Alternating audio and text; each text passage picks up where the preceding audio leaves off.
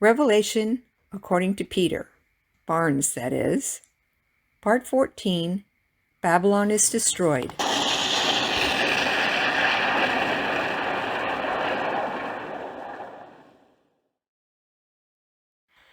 After these things I saw another angel coming down from heaven, having great authority, and the earth was illuminated from his glory. And he cried out with a mighty voice, saying, Fallen, fallen is Babylon the Great. She has become a dwelling place of demons and a prison of every unclean spirit, and a prison of every unclean and hateful bird. For all the nations have fallen because of the wine of the passion of her sexual immorality, and the kings of the earth have committed acts of sexual immorality with her, and the merchants of the earth have become rich from the excessive wealth of her luxury. Verse 2 is interesting though, because again he's talking about the time, the moment of destruction. It says, Fallen, fallen is Babylon the Great, and she has become a dwelling place of what? Demons, and a prison of every unclean spirit. Now, I'm going to digress here a little bit. At the end of the book of Revelation, when we get to the end of chapter 19, the Bible goes into considerable detail about what happens to Satan. Remember, an angel comes down out of heaven with a great chain, and what does he do? Binds Satan, and where does he throw him? Into the abyss, the bottomless pit. This is chapter 20 of Revelation. He closes the abyss over him so that he cannot get at the nations at all for how long? 1,000 years. Now, that's only Satan. Satan is obviously, in a very definitive way, bound and chained and thrown into the abyss and got out of the way. But what about the demons? It doesn't say anything about the demons being thrown into the abyss. The beast is, at that time, is already in the lake of fire. I mean, he's gone for good, right? Who? The beast. Oh, yeah. Yeah, the beast has, but we're talking about the demons now. We're, on the one hand, we have Satan himself. He's been thrown into the abyss. The Antichrist has been thrown into the lake of fire along with the false prophet, although we haven't got into the details of that yet, but I'm talking about the demons. Now look back at that verse. There's a little differentiation there. It says, she has become a dwelling place of demons and a prison of every unclean spirit. So we've got demons, and also in addition to them, what we've got? Unclean spirits. Now we've talked about the origin of demons and the origin of unclean spirits before, haven't we? Who are the demons? Most like the ones that had sex with humans and reproduced, those ones? No, they're already in Tartarus. Oh yeah, they're already. They're separated up into Tartarus. Well, remember Satan, right? Remember the spirits of the Nephilim? Remember? Yeah. No, you just forgot all about them. Those are demons, though. They're unclean spirits. Giants of the earth. Well, those are The the ones. Nephilim were the giants. We're talking about their spirits. Okay? Yeah. So when they died. Now, the demons are fallen angels. The unclean spirits are the spirits of the Nephilim. And guess where they're going to be? They're going to be confined to the area of destruction around Babylon. And they're going to be there for the length of the millennial kingdom. And that's why it says that they'll be destroyed, never to be rebuilt again, because it's going to be inhabited by the demons and unclean spirits. That's right. It's their Nobody's prison. going to want to go there to rebuild it, obviously. Nobody. It's like it would be a nice place. But what a fitting judgment on those evil spirits and on those demonic forces, that they should all be confined there, because it's the very home of all organized false religion. Get it? So those are the spirits of the descendants of the angels that had fallen and come down and were already thrown into Tartarus, right? The spirits of the Nephilim, yeah. Which That's are the their name of- descendants, right? Yeah, they're children. When Jesus commanded the unclean spirits to come out, is that one of these Nephilim? Could well be, yeah. Yeah, that's right, yeah. Because they're such mindless, strange, weird creatures, you know. There's nothing powerful about them, like there is the, So that's referred to quite a bit about unclean. yeah, that's right. Oh, yes, so here it is. This is the gathering point and the imprisoned point for the evil spirits and for the demons, okay? Now, verse 4 is rather intriguing, isn't it? It's here. The voice is heard from heaven saying, "Hey, come out of her, my people, that you may not participate in her sins and receive of her plague." It's like a final warning being given. But wait a minute, we've already decided that at this stage in the tribulation, the generation of mankind's become more or less incorrigible, haven't they? Mm-hmm. Yeah. And, but you see, the expression, "my people," is the key. When you see that expression in the Bible, of whom does it speak? My people. Israel. Israel. God refers to Israel as my people. He doesn't refer to the Christians as my people. Did you know that? He calls us, we're the saints, and we're the believers, and we're the elect, and we're the sons of God, but we're not the my people. So when you say, oh yes, so these labels are very important and means of differentiation, you see. The elect of Israel. Those that are being called out, that they see, because Israel is turning to God at this time, you understand? This is their time. The church is gone. You know, the tribulation saints are pretty much completed now. And the organisation that's brought about the death of the saints, which is the, what, Babylon the Great, isn't it? Did we learn that? In her skirts are the blood of all those that have died during the tribulation period. We learned that last week. And so here, historically, we're dealing with those who still have the ability to turn to God, and that is, of course, the remnant of the nation of Israel. So anyway, the Jews that are in the area of Babylon will have to come out of it. They're going to have to get out toot sweet. Otherwise they'll share in the plagues. Her sins have piled up as high as heaven. My, what a mountain of iniquity, isn't it? The sins have piled up like a huge mountain as high as heaven. And God has remembered her iniquities. Now look at the principle of payment, verse 6. Pay her back, even as she has paid, and give back to her what? Double, according to her deeds. In the cup which she has mixed twice as much for her. So you can be sure that that's what God intends to do. All the killing and the destruction and the bloodshed that this Babylonish religion has been responsible for amongst innocent believers, innocent Christians during the tribulation period, she's going to get it back double. You see, it's going to come back on her. Now, look at the attitude displayed there in verse 7 that this religion has. To the degree that she glorified who? She's a religion that's into glorifying. Yes, and so to the degree that this religion glorified itself and lived sensuously, which means that she pleased, just gratified her senses, and what felt good. Luxury, and what felt good is what she did. To the same degree give her torment and mourning, because she said in her heart, now look what this religion said, I sit as a queen, and I am not a widow, and I will never see mourning. Isn't that something? So this religion sees itself as the queen of religions, the supreme, the finest manifestation of religion, the queen of religions, and she's not a widow. You see, she has a husband. Who's her husband, by the way, spiritually speaking? Satan. Her husband. And I'll never see mourning, she says. Actually, what she wasn't going to see was mourning.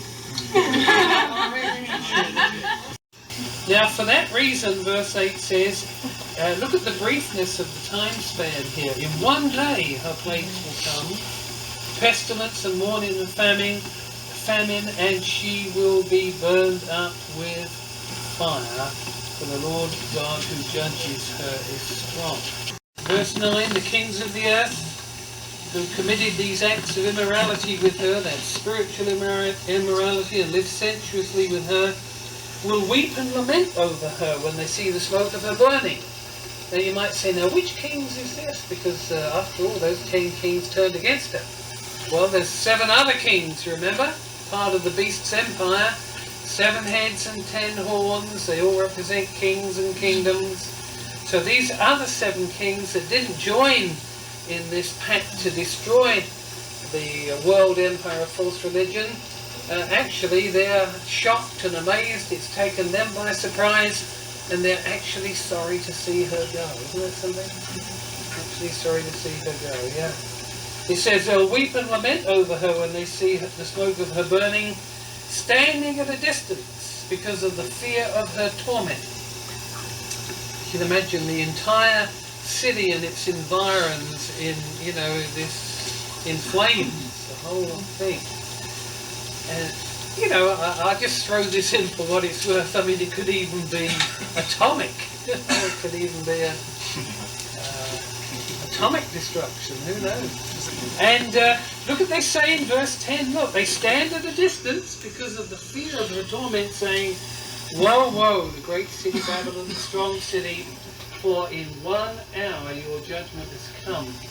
That reference to 1 hour gives me the concept of nuclear destruction, you see? So swift, boom, happened, you see? 1 minute the empire is intact and the great city is standing, and the next minute it's just dissolved in flames, you see? And it's gone. Nobody wants to come near it, and by the way, nobody wants to go near the centre of an atomic explosion, right? Stay away, as far away as possible. So it's just a thought. Of course, I have no means of knowing what the final method will be, but it will be fire of some sort. We can be sure of that. And the merchants of the earth weep and mourn over her, because no one buys their cargo anymore. Cargo of gold, silver, precious stones, and pearls, fine linen, purple silk and scarlet, every kind of citron wood, every article of ivory, and every article made from very valuable wood, bronze, iron, and marble, cinnamon, spice, incense, perfume, frankincense, wine, olive oil, fine flour, wheat, cattle, sheep, and cargo of horses, carriages, slaves, and human lives. So now we know this is not just some of the political rulers who are taken aback and are lamenting the destruction of this great empire and its capital city, but also many merchant leaders, and also those who have the work of carrying all the luxury cargoes, the ship's captains and so on, the transport. These people are all going to be equally taken aback and lament the destruction of the city. And it's obvious it's because it's the destruction of their means of income, isn't it? Their livelihood. Because look at all the things, look at all the trade there. Verse 11, the merchants weep and mourn because nobody buys their cargoes anymore, you see? And then you've got a very comprehensive list of the kind of things that this religious empire will trade in, all the artifacts that they will use, and which will be part of their system of gaining money and luxurious possessions and so on. The fruit you long for has left you, and all things that were luxurious and splendid have passed away from you, and people will no longer find them. The merchants of these things, who became rich from her, will stand at a distance because of the fear of her torment, weeping and mourning, saying, woe, woe, the great city, she who was clothed in the fine linen and purple and scarlet, and adorned with gold, precious stones, and pearls. For in 1 hour such great wealth has been laid waste, and every shipmaster and every passenger and sailor and all who make their living by the sea stood at a distance, and were crying out as they saw the smoke of her burning, saying, what city is like the great city? And they threw dust on their heads and were crying out, weeping and mourning, saying, Woe, woe, the great city, in which all who had ships at sea became rich from her prosperity, for in 1 hour she has been laid waste. You notice they all stand at a distance. Did you notice that in verse 15? The merchants, they stand at a distance because of the fear of her torment. You see that? And then again in verse 17, every shipmaster and passenger and sailor stood at a distance. So they're all viewing the destruction of this capital city from a distance. Nobody wants to go near it, and they're just lamenting the swiftness of its destruction. In 1 hour she has been laid waste. You see? So it's going to happen with devastating quickness, and it will be total. The capital city will be destroyed, and it's the entire empire that goes along with it will be destroyed. You know, like the tentacles of an octopus, no doubt, that spread out. You know, once you kill the octopus, the whole thing shrivels, doesn't it? And so that's what's going to happen to this world encircling empire of false religion. It's going to go down with a tremendous loss of revenue, to the merchants, etc. Big destruction. Rejoice over her, O heaven, and you saints and apostles and prophets, because God has pronounced judgment for you against her. But finally, verse 20, the call for heaven is to rejoice, you see, and for the saints and the apostles and the prophets, all to rejoice because God has pronounced judgment on our behalf. You notice that? Judgment for you against her. So that's going to be a great time of rejoicing for us. Believe me, I can assure you that the saints that are with Christ are not going to be looking down and saying, oh, what a shame that such a beautiful city should be destroyed. You see? We're not going to be doing that. We're going to be more than happy and satisfied to see this evil empire go. Then a strong angel picked up a stone like a great millstone and threw it into the sea, saying, So will Babylon the great city be thrown down with violence and will never be found again. And the sound of harpists, musicians, flute players, and trumpets will never be heard in you again, and no craftsman of any craft will ever be found in you again, and the sound of a mill will never be heard in you again, and the light of a lamp will never shine in you again, and the voice of the groom and the bride will never be heard in you again.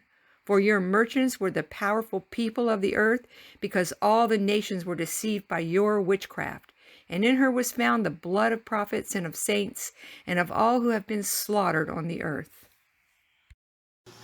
See, you can imagine that this religion would have a great deal of pomp and ceremony to it. You know, harpists, musicians, flute players and trumpets, no doubt they had many elaborate ceremonies that have been borrowed from other religions, you see.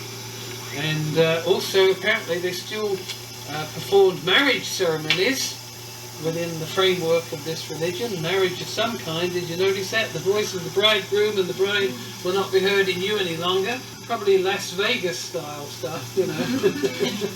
But nevertheless, all that's gone. And then finally, of course, we're given the revelation in verse 24, in this system of religion was found the blood of the prophets and the saints and all who've been slain on the earth. Now, of course, we have to read that within the restrictions of the actual book of Revelation itself. It's talking about those killed during the tribulation period, okay? I'm not talking about all those killed down through history or anything like that, but all those who were destroyed during this important time at the end of the age. And so that brings us to the end of the examination of these final characters and final groups that are be here during the tribulation period. Let me just recap for you now. The first vision we had was of the 144,000, remember? Chapter 7, being sealed to commence their work. Immediately following them, we were given a picture of the church raptured. The great multitude from every nation, tribe, people and tongue, raptured.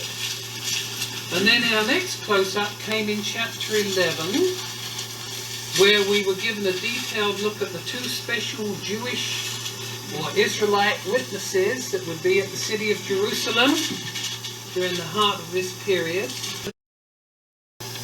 And then in chapter 12 we were given a close-up of the nation of Israel itself and how Satan would be now trying to destroy the nation of Israel, and how God would give the nation special protection, the wings of the two eagle, you remember, to take her into her place in the wilderness, to protect her from the devil. And then in chapter 13 we have this incredible close-up of the Antichrist and his empire, his great world political empire with the 7 heads and 10 horns. Remember that one? Then in chapter 14 we had our final close-up of the 144,000 again. But now at the end of their ministry, at the close of the tribulation, where they were coming off triumphant and seen now with Christ on the Mount Zion, on the heavenly Mount Zion. And then these last two in 17 and 18 of Babylon the Great, you see. So there's a tremendous number of important ingredients, see, in that, all to be understood in that tribulation period. And that really brings us to the final curtain now. And that is that we're going to take a look at the lead-up to the literal, actual second coming of Christ.